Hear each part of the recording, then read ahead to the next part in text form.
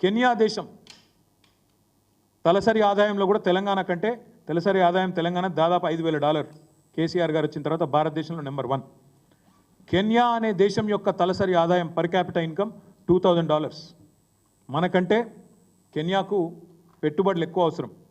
కానీ అట్లాంటి కెన్యా పేద దేశం అయినప్పటికీ ఆత్మగౌరవం గల దేశం కాబట్టి వెంటనే నన్ను అదాని ఇట్లా లంచగొండి తనం చేసినాడు, లంచం ఇచ్చినాడు అని చెప్పి అక్కడ కోర్టు తీర్పియంగానే అమెరికాలో వెంటనే కెన్యా నిన్న తన కాంట్రాక్ట్లు, తన ఒప్పందాలు, వ్యాపార సంబంధాలు అదానితో మొత్తం రద్దు చేసుకుంది.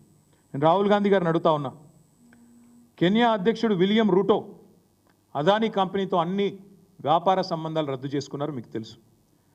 కెన్యా రవాణా మంత్రిత్వ శాఖ, ఇంధన శాఖ, పెట్రోలియం శాఖ వాటి కింద పనిచేసే ఏజెన్సీలను కూడా స్పష్టంగా కెన్యా అధ్యక్షుడు నిన్న చెప్పారు, మీకేమైనా ఒప్పందాలు ఉంటే ఏజెన్సీలకు అదానితో వెంటనే రద్దు చేసుకోమని చెప్పారు.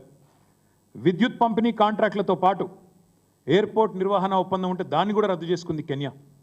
మరి నేను రాహుల్ గాంధీని అడుగుతా ఉన్నా, మరి మీ తెలంగాణ ప్రభుత్వం, మీ కాంగ్రెస్ ప్రభుత్వం మీరు ఇంతమందికి శుద్ధులు చెప్తున్నారు దేశంలో. ఈరోజు అదాని దుర్మార్గుడు, అదాని అవినీతిపరుడు అని మాట్లాడుతున్నావు కదా, ఇంతవరకు నీ కాంగ్రెస్ ప్రభుత్వం తెలంగాణలో ఎందుకు అదానితో కుదిరిన ఎంఓయూలను రద్దు చేయడం లేదు? మీరే అన్నారు కదా వ్యాపారవేత్తలు ఎవరు 30-40 కోట్లు ఉత్తగానే ఇయ్యరని, నీకింత నాకింత అని చెప్పి ప్రయోజనం ఆశించే ఇస్తారని మీరే చెప్పిండ్రు కదా. మరి ఎంత ఆశించి మీరు అదానితో 12,400 కోట్ల ఒప్పందాలు కుదుర్చుకున్నారు?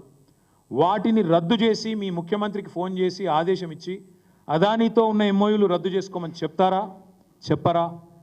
దయచేసి మీరు స్పష్టత ఇవ్వాలని చెప్పి రాహుల్ గాంధీ గారిని కోరుతా ఉన్నాం.